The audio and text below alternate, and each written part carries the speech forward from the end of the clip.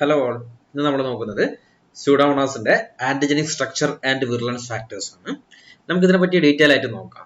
ഇതിനകത്ത് virulence ഫാക്ടേഴ്സിൽ main ആയിട്ട് 3 different types ആണ് വരുന്നത്. That is toxin, enzyme and cell wall components. ഇങ്ങനെയാണ് നമ്മൾ ഇതിന്റെ വിർലൻസ് ഫാക്ടേഴ്സിനെ ക്ലാസിഫൈ ചെയ്തിട്ടുള്ളത്. അപ്പൊ നമുക്ക് ഫസ്റ്റ് എന്ത് നോക്കാം? ആന്റിജനിക് സ്ട്രക്ചർ നോക്കാം. ഈ സ്യൂഡോമോണാസിന്റെ ആന്റിജനിക് സ്ട്രക്ചറിനെ മെയിൻ ആയിട്ട് രണ്ടായിട്ടാണ് ക്ലാസിഫൈ ചെയ്തിട്ടുള്ളത്. That is somatic O antigen and flagellar H antigen എന്നുള്ള രീതിയിൽ രണ്ട് രീതിയിലാണ് ഇതിന്റെ ആന്റിജൻസ് ഉള്ളത്.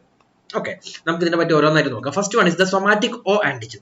ഈ സൊമാറ്റിക് ഒ ആന്റിജൻ എന്ന് പറഞ്ഞിട്ടുണ്ടെങ്കിൽ it's A group specific antigen ആയിരിക്കും. ഓക്കെ, അതായത് സ്യൂഡോമോണാസിന്റെ ഗ്രൂപ്പ് സ്പെസിഫിക് ആന്റിജൻ ആയിരിക്കും സൊമാറ്റിക് ഒ ആന്റിജൻ. അവിടെ പറഞ്ഞിട്ടുണ്ടെങ്കിൽ ഡിഫറെന്റ് ആയിട്ടുള്ള 19 വെറൈറ്റീസ് ഓഫ് ഒ ആന്റിജൻസ് ഉണ്ട്. അതുകൊണ്ട് തന്നെ ഈ ഒരു ബേസ്ഡ് ഓൺ ഒ ആന്റിജൻസിനെ വെച്ചിട്ട് നമുക്ക് ഇതിനെ എന്ത് ചെയ്യാൻ പറ്റും? സീറോ ഗ്രൂപ്പ്സ് ആയിട്ട് ഡിവൈഡ് ചെയ്യാൻ പറ്റും. അതായത് ടോട്ടൽ 19 സീറോ ഗ്രൂപ്പ്സ് എന്തിന് വരുന്നുണ്ട്? സ്യൂഡോമോണാസിന് വരുന്നുണ്ട്. ഓക്കെ, ഈ ഒരു ഒ ആന്റിജന്റെ പ്രത്യേകത എന്ന് പറഞ്ഞിട്ടുണ്ടെങ്കിൽ ഇറ്റ് ഈസ് ഹീറ്റ് സ്റ്റേബിൾ ആയിരിക്കും. പിന്നെ അതുപോലെ തന്നെ നമുക്ക് ഇതിനെ ആസിഡ് വെച്ചിട്ടും അതുപോലെ തന്നെ ഫോർമാൽഡിഹൈഡ് വെച്ചിട്ടും ട്രീറ്റ് ചെയ്തിട്ടുണ്ടെങ്കിൽ നമുക്ക് ഈ ഒരു ആന്റിജനെ നമുക്ക് എക്സ്ട്രാക്ട് ചെയ്തെടുക്കാൻ പറ്റും. പിന്നെ ഇതിന്റെ വേറൊരു സംഭവം എന്ന് പറഞ്ഞിട്ടുണ്ടെങ്കിൽ ഇതിനകത്ത് കുറച്ച് ക്രോസ് റിയാക്ഷൻസ് വരുന്നുണ്ട്. അതായത് zero groups ഓയും O2 and O5 തമ്മിൽ എന്ത് വരുന്നുണ്ട്?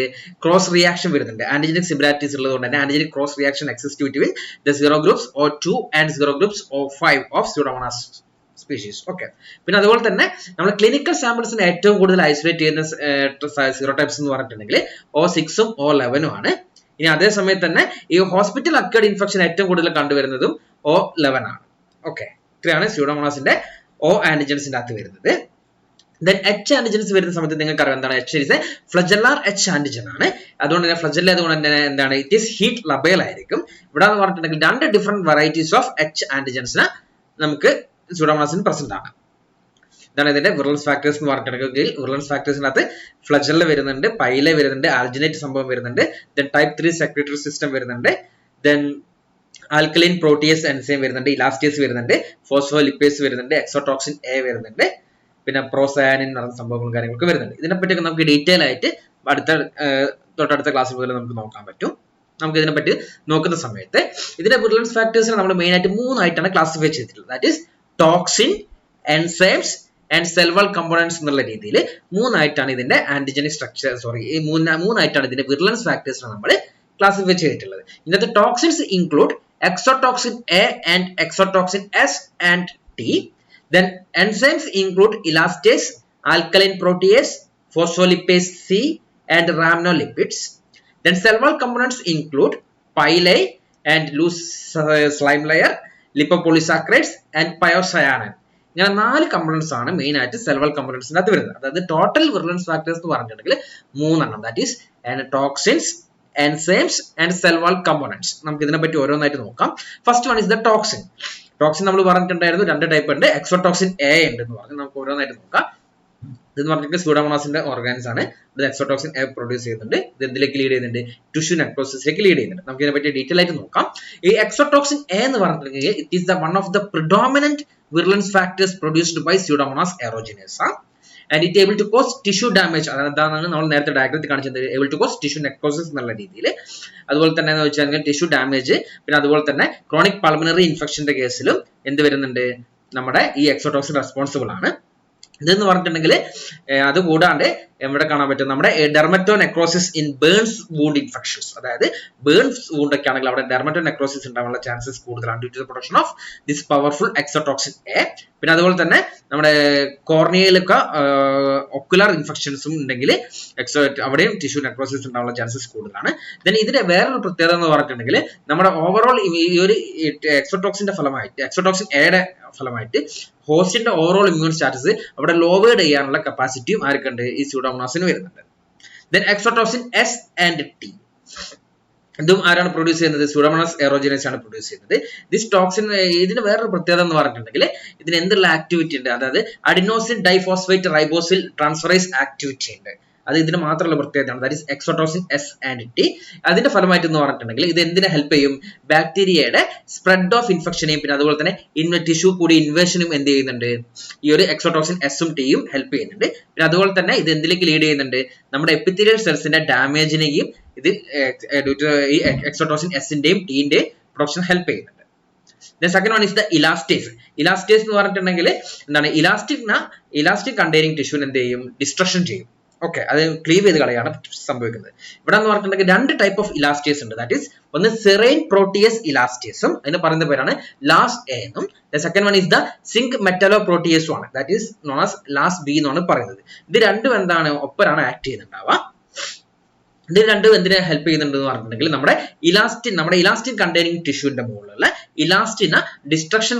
ഇലാസ്റ്റിനെ ക്ലീവ് ചെയ്ത് കളയാനുള്ള കപ്പാസിറ്റിയാണ് ആർക്കുള്ളത്, ഇലാസ്റ്റേസ് എന്ന് പറഞ്ഞ എൻസൈംസിനുള്ളത്. ഇത് മെയിൻ ആയിട്ട് കണ്ടുവരുന്നതെന്ന് പറഞ്ഞിട്ടുണ്ടെങ്കിൽ പെർനോക്കിയൽ ടിഷ്യൂസ് ഓഫ് ദ ലങ്സിലും ആണ് ഇത് മെയിൻ ആയിട്ട് അഫക്ട് ചെയ്യുന്നത്. അതിന്റെ ഫലമായിട്ട് അവിടെ എന്ത് കോസ് ചെയ്യുന്നു, ഹെമറേജിക് ലീഷൻസ് ഉണ്ടാവാനും ദെൻ ഇത് എന്തിലേക്ക് ലീഡ് ചെയ്യാം, സ്പ്രെഡ് അപ്പ് ഓഫ് ഇൻഫെക്ഷനിലേക്കും ലീഡ് ചെയ്യാനുള്ള ചാൻസസ് കൂടുതലാണ്. അതാണ് ഇലാസ്റ്റേസിന്റെ മെയിൻ ഫംഗ്ഷൻ എന്ന് പറഞ്ഞിട്ടുണ്ടെങ്കിൽ.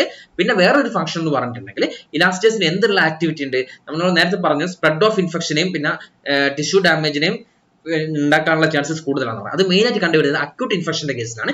അക്യൂട്ട് ഇൻഫെക്ഷന്റെ കേസിലാണെങ്കിൽ due to the presence of this elastase it can able to spread up the infection and also able to cause damage of the tissues.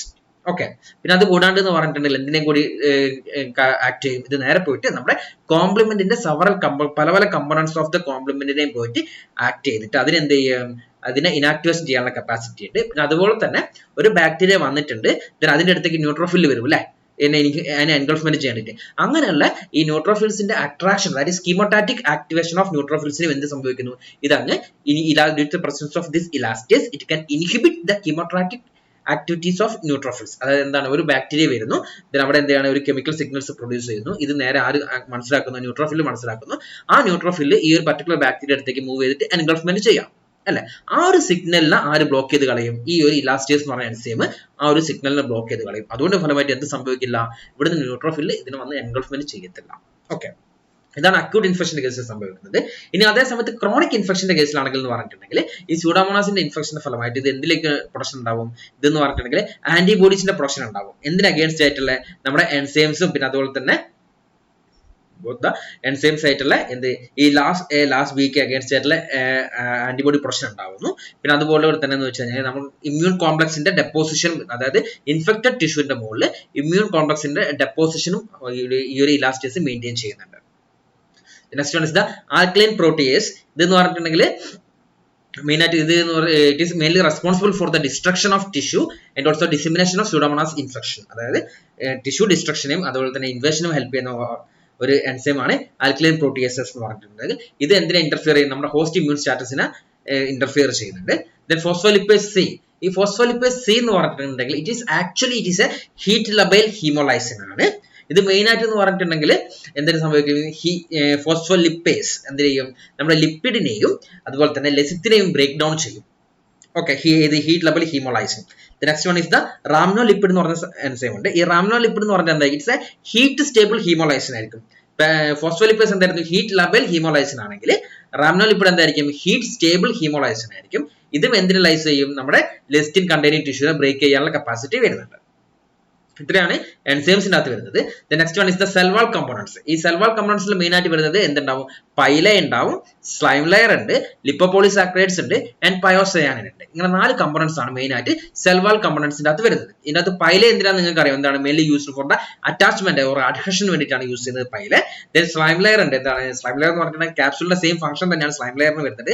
ഇത് protect the bacteria from phagocytic activities and also to protect bacteria from activity of certain antibiotics. അതായത് antibiotics നിന്നും പിന്നെ അതുപോലെ തന്നെ ഫാഗോസൈറ്റോസിസിനെയും help എൻഗൾഫ്മെന്റിനെ എന്ത് ചെയ്യുന്നത്, prevent ചെയ്യുന്നുണ്ട് ആര്, നമ്മുടെ slime layer.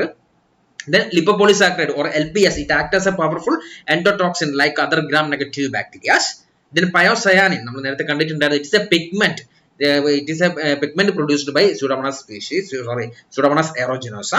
This pyocyanin it able to catalyze the production of superoxide and hydrogen peroxide, and this able to cause the tissue damage. നമുക്കറിയാം എന്താണ് ഇതൊക്കെ സൂപ്പർ ഡിസ്മ്യൂട്ടേസും ഹൈഡ്രജൻ പെറോക്സൈഡും നമ്മൾ ഇവിടെ പഠിച്ചിട്ടുണ്ട്, ഇൻട്രാസെല്ലുലാർ കില്ലിംഗ് ഓഫ് ബാക്ടീരിയയിൽ പഠിച്ചിട്ടുണ്ട്. അങ്ങനെ എന്തിലേക്ക് ലീഡ് ചെയ്യുന്നു, നേരെ പോയിട്ട് നമ്മുടെ ടിഷ്യൂന്റെ മുകളിൽ ഇത് ആക്ട് ചെയ്ത് സൂപ്പർ ഓക്സൈഡും പിന്നെ അതുപോലെ തന്നെ ഹൈഡ്രജൻ പെറോക്സൈഡും നമ്മുടെ ടിഷ്യൂന്റെ മുകളിൽ ആക്ട് ചെയ്തിട്ട് എന്തിലേക്ക് ലീഡ് ചെയ്യുന്നു, ടിഷ്യൂ ഡാമേജിൽ ലീഡ് ചെയ്യാനുള്ള ചാൻസസ് കൂടുതലാണ്.